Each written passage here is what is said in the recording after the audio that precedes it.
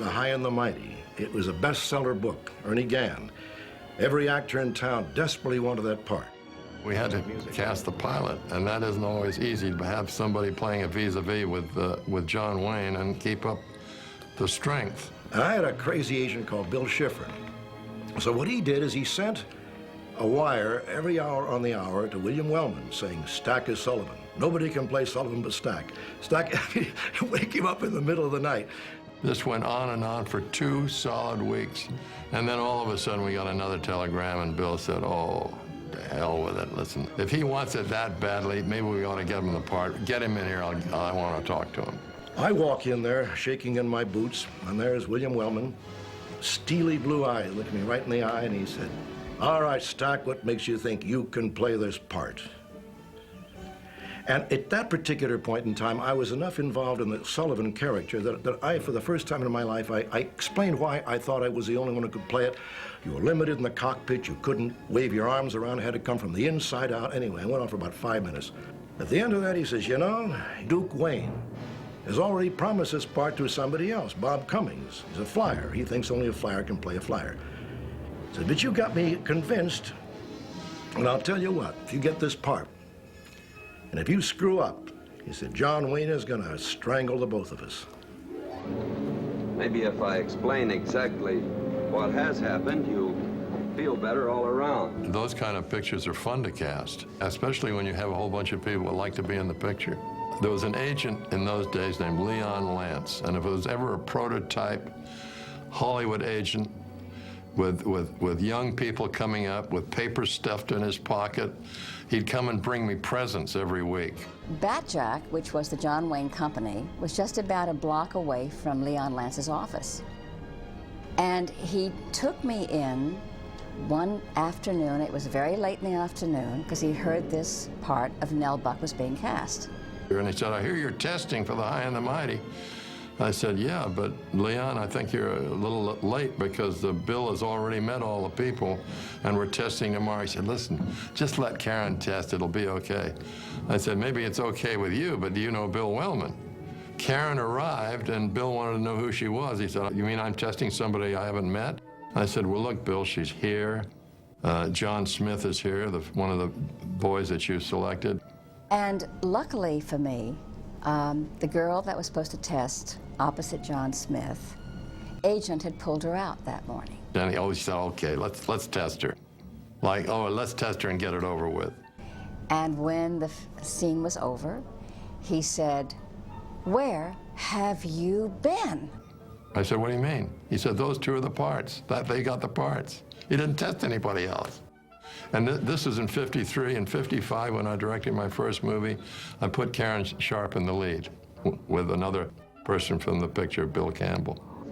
San Francisco wants to know the nature of our trouble. Tell him if we knew, we'd have told him in the first place. Well, I received a call from Bill Wellman, and he said, I will not talk money with you, but I've got a great part for you. And I said, I'll take it. And that was it. He says, you're perfect. And then I realized after I read the script in the book that he meant that I was smart aleck, you know, which I could do very well. I got somebody, a ship. This is Christopher Trevor calling, 420. I can hear you very clearly. Wayne came in one day and he said, I saw on TV the greatest little guy. Bob Fellows, his partner, so what's his name? He says, Gonzalez. He said, Gonzalez who? He says, Gonzalez. All right. No, he said, Pedro Gonzalez. He'd seen him in the Groucho Marx show. Keep that ship in the air if you can, boy. It's wet down here. Over. I get in the High and the Mighty because Batjack, they put me on the contract. So then I went to see Mr. William Wellman, you know. And he said, hey, I like you.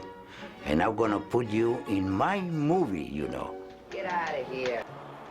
It was very rough for me, you know. See, they put me on the stage and in the boat, and then they pull me with ropes. Jump off. Get out. Hello, Honolulu. I'm supposed to go down and read my lines, and then go back and read another line. While he's trying to balance himself in the boat, and they're pulling it with a rope, He also has to remember the dialogue, which he's not remembering, so Bill Wellman got a little impatient. So he says, script girl, write the lines over there, you know, so Pedro, when he passes, he can read them. And Pedro says, I have a problem with that.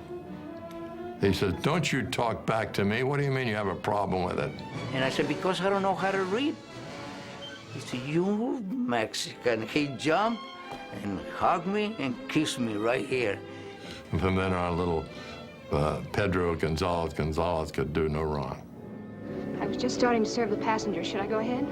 You might as well. It was a very pleasant experience. One of the most exciting things I've ever done, and Bill Wellman is the angel of the world. I remember Doe Avedon at one time was supposed to walk up the passageway and do next to nothing. She kept bumping into the chairs, and he said, for God's sake, Avedon, can't you even walk? That's not so hard. She said, Mr. Wellman, you got me so nervous, my knees won't work. And with this, he said, okay, cut. Then the smile breaks out, and the eyes light up, and he puts his arm around her, and you realize this is the way he has to work to achieve what he wants to achieve. Bill Wellman, to me, was one of the most unforgettable, quote, characters that you will ever meet, and tremendous talent as a director. We had a grip on the set of The High and the Mighty. I remember he said, I hear you're a runner of the 50-yard dash, and an ex-baseball player. And the guy said, yes, Mr. Wellman. He said, well, do you want to race me? And he says, well, yes, Mr. Wellman.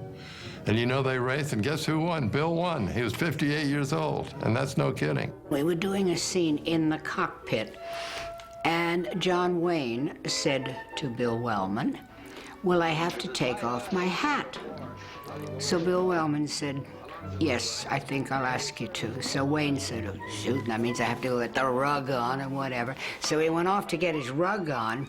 Bill turned to us and he said, I didn't care whether he took off his hat or not, but if he didn't want to take it off, I thought he should take it off. So he was the devil. Duke always tipped his hat to, even though he's a big star, to John Ford or to Wellman.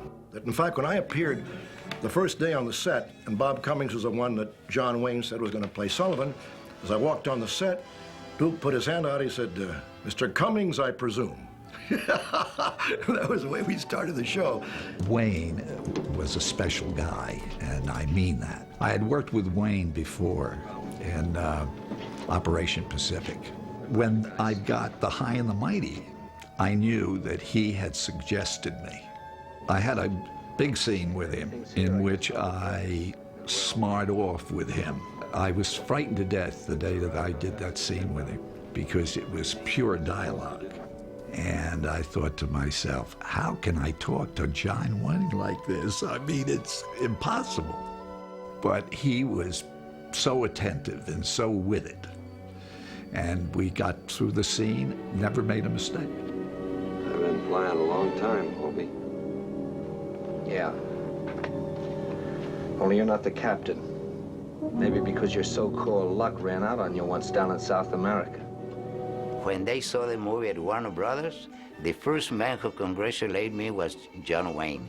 Did you know that that movie is in Times Square for 2 years? Clark Gable congratulated me. Humphrey Bogart congratulated me. He said, you kid, you're all right, you know.